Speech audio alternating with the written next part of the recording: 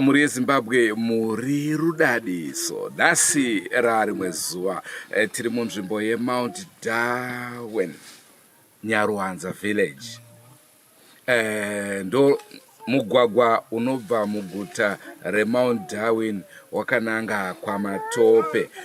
Uko kune chiitiko chinorwadza, chiitiko chinosuwisa chemhuri yanga ichingoshaikirwa nevana zvisinganzwisikike. Uchitadza kuziva kuti zviri kubva nekopi zvichienda nekopi. Naizvozvo mhuri yazo kwanisa kunge ichitsvaga vabatsiri. Ndo nhau yatiri kuda kukupai. Mavidheos atiri kukuratidzai muri yeZimbabwe zvinhu zvaitika tisipo. Vanhu vanga varipo vanga vachitora nemafoni avo. Saka musativenge henyu kuti takonewa basa nekuti vanhu vatora mifananidzo yatiri kuda kukuratidzai havasi maprofessionals. Rangozita ndinonzi Andrew Neshamba. Senguva dzese muri yeZimbabwe tinokurudzirai kusubscribe kuDrumas Media. Drumas Media taking you to another level.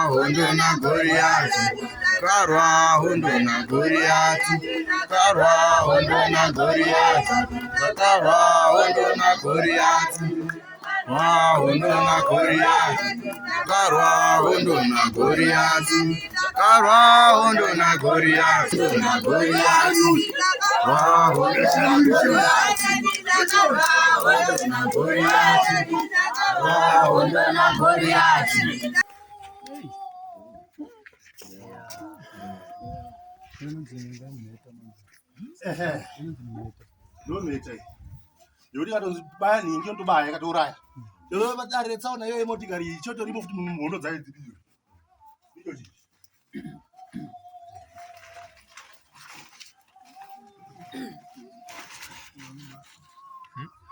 Tikundenyika, daimauya tikundenyika.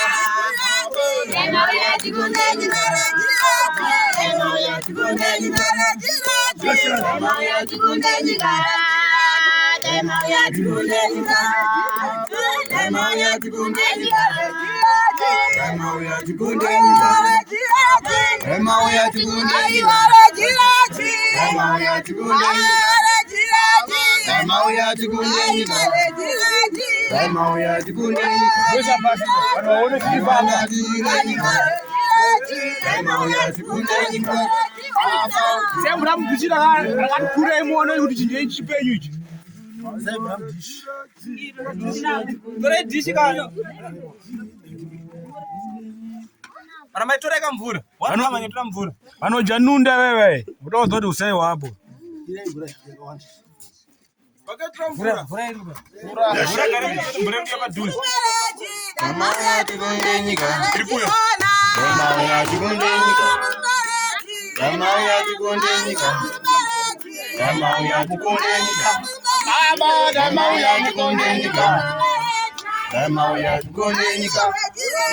Daimauya tikundenyika. Daimauya tikundenyika. Daimauya pale sana nguzo za watu irori chinhu chotombosvika panguva dzekuti chaitorana naye chitori nematara chadii achaitoita asina kumira zvakanaka ndokutaura kuri kuita chiprofita kamune kubvunza bvunzai kutemwa nemwana yako aitwa musoro wemwana oropa wandaona anoziva kuti ropa uyu icho chinhu ndochainanzva futi ichi saka kumberi aifanira kupedzera kuti uzabuda yero wazodai uri unyehondo ipi iyo iyi saka mushonga ndinoitwa Blessing Huni ndinobva paMatope paNyawanza village taitikirwa nechitiko chatishamisa mukati mekurarama nemukati mekugara ndinovimba kuti ndine mhuri dzangu dzanditi pararirei kwemakore kusvikira nhasi uno tarwadziwa zvakanyanya takati regai titsvagewo nzira yevanotibatsira kusvikira nzira yevanotibatsira vagona kuuya panzvimbo ineyi kuti watibatsirewo zvino zvaitika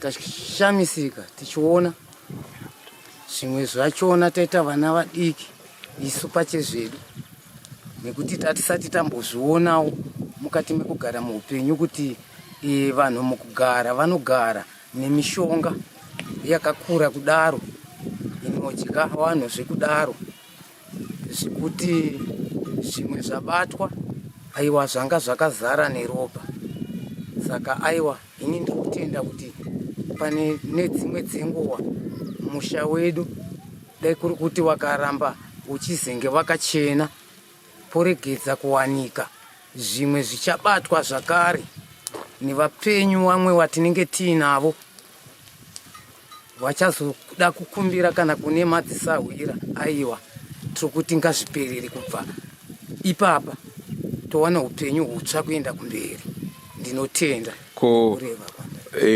mati mimi makatsakatirwa nemhuri dzakawanda saka zvazokupai kuti muchidana ava chichanga chaitika tanga tashaikirwa nemuzukuru wedu pano mwana wehanzvadzi anova takachengetera mukati memusha uno zvaane nguva yakadii zvaitika izvo izvizvi zvaane takamuiga mari mwezuvayo ndinoimba kuti 2-3 days anga arwara here haana kurwara zvokuti tingati arwara asi munhu akangovhiringidzwa akavhiringika zvokuti ndo zvatikonzeresa kuti musoro yatenderera kuti titsvage vanotibatsira anga akura zvakadii anga a-form 4 kureva kwekuti anga akuma 16-17 years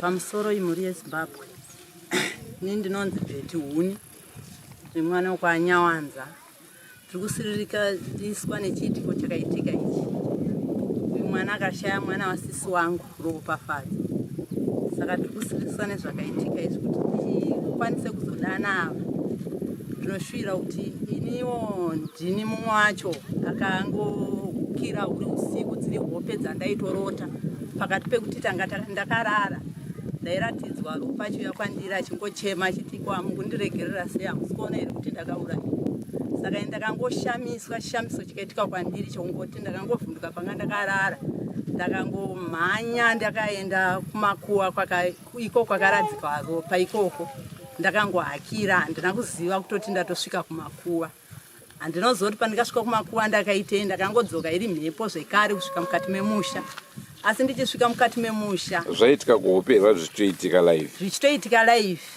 uri usiku ndichisvika mukati memusha ndaingonzwa izwi richitongonditidarikira nanga mukati memusha muri mubhedroom munorara amai vangu kubhedroom kwaamai vangu saka ndakabva nangodziridzwa ndakabva nangona nangodziridzwa kunzi mwana wangu usadaro unondinyadzisa ndakabva nangoti bangano ndobva ndikangoti ndobva ndatoona kuti ndikatomira ndobva ndikapinda mukati memusha matinorara ndichidaro zvekare kuchichena zvakangondibata futi zvakahuka kuri kwandiri futi izvozvo ndakangonzi mhanya futi mukati memusha muri mubhedroom munorara amai vangu ndakamhanya zvekare ndichisvika imomo handaiziva kuti chii chaiitika kuti ndakatosvika pakutokuwarawo gumbo randikakuwarera handizive kuti chii chaitika ndichitendera ndi mukati mebhedroom yamai vangu. Saka ndinotenda nechiratidzo chaitika ichi kuti zvinhu izvi zvainga zvitondishungurudzawo. Ndinotenda kuti tinosirisa zvikuru. Ko mati mwana wemukoma wenyu Ndizvozvo. akafa sei, akarwara sei, chii chakanyatsoitika? Mwana womukoma wangu haana kurwara, ingonzi akarohwa. Akangoti ndiri kutemwa nemusoro akaita useftofu kudonha, akangodonha chipinda arohwa. All right. Then zvinhu izvi zvabatwa zvinonzi ndezvani? Zvinhu izvi zvabatwa izvi ndezvaamai. Handisi kunyatsoziva kuti ndezvani, zvakutoda vakuru. Chekutanga ndinozvizivisa zita rangu. Ndonzi Fountain Remembrance Huni. Ndobva kwaMatope, Sabhuku Nyawanza, Chief Matope. Ndiri mwana wekwaHuni. Tiri mukati memusha wamaHuni munomu. Tine zviitiko zviri kuitika zvakawanda kubva kumashure. Ndakashayikirwa nomuzukuru wangu mwana watete. Anonzi Ashley Sosona.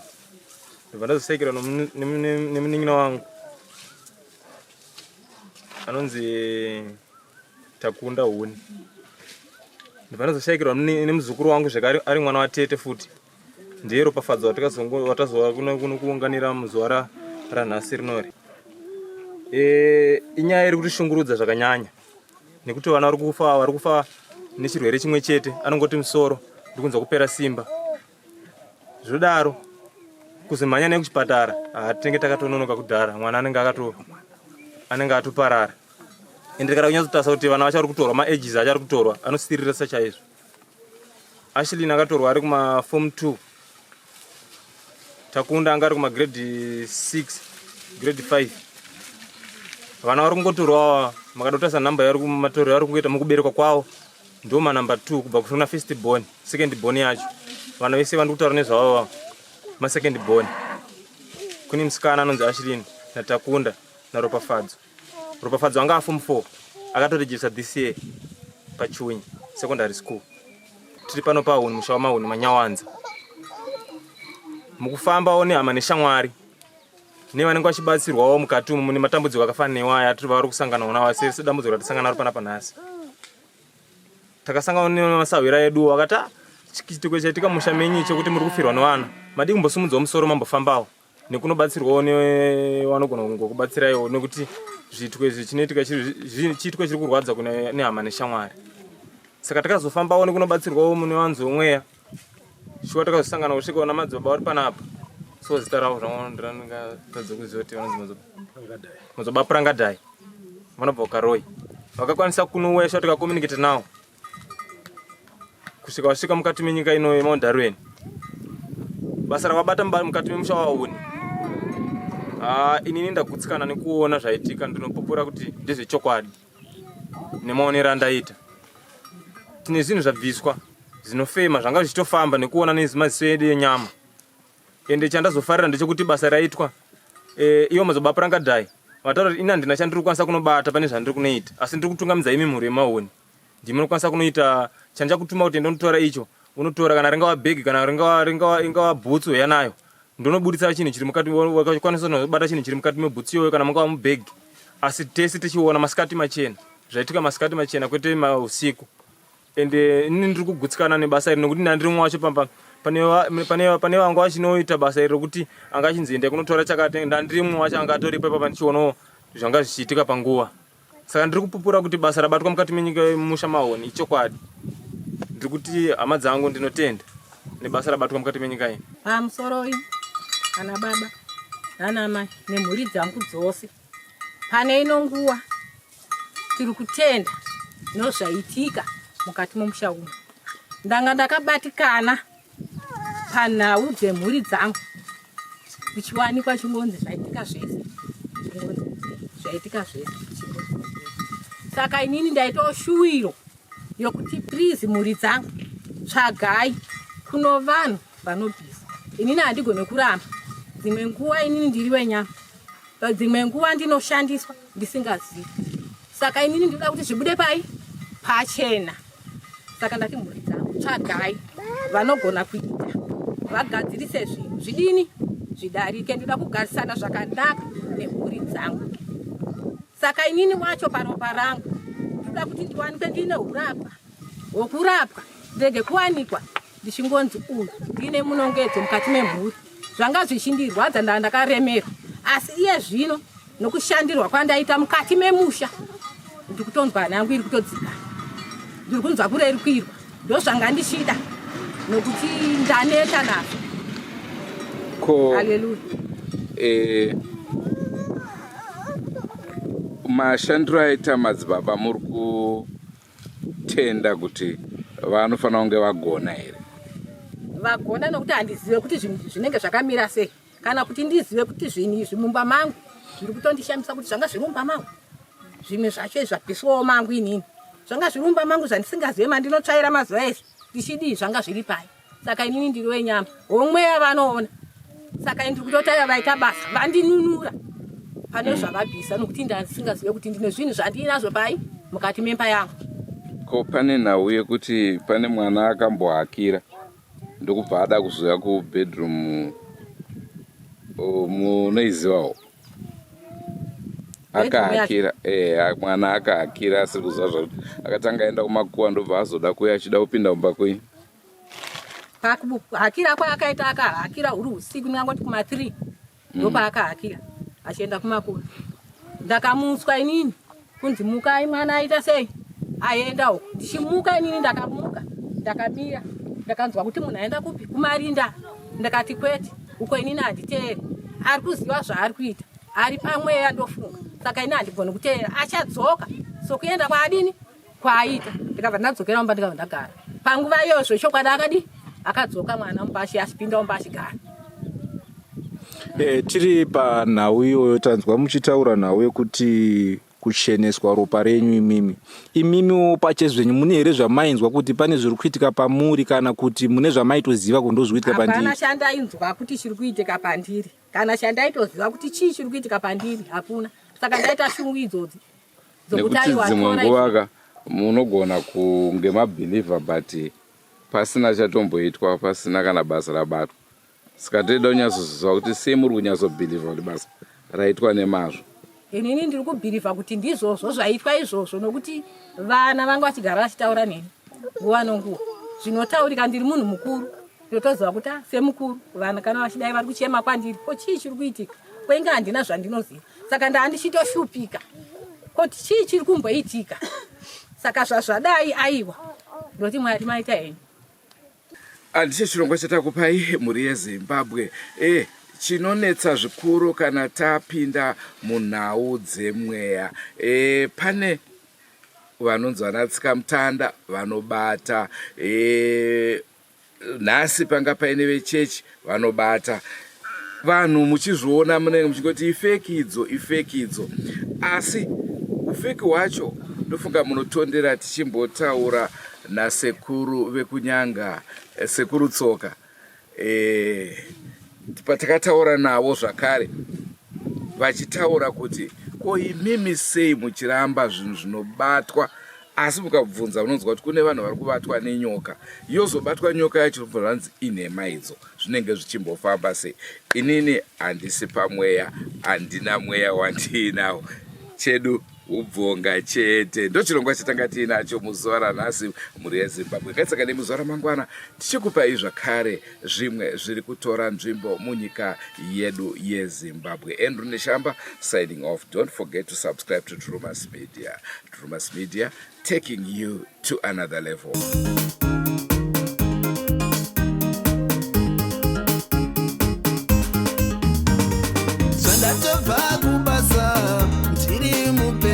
Zvandatobva kubasa tiri mupenyu Mwari munotendwa nekusingaperi, Jesu munotendwa nekusingaperi. Ndoenda pamedia ndakavhara Trumas Media ndiyo chete iyo yakandidzidzisa zvemalevo, ona yakandidzidzisa zvemalevo.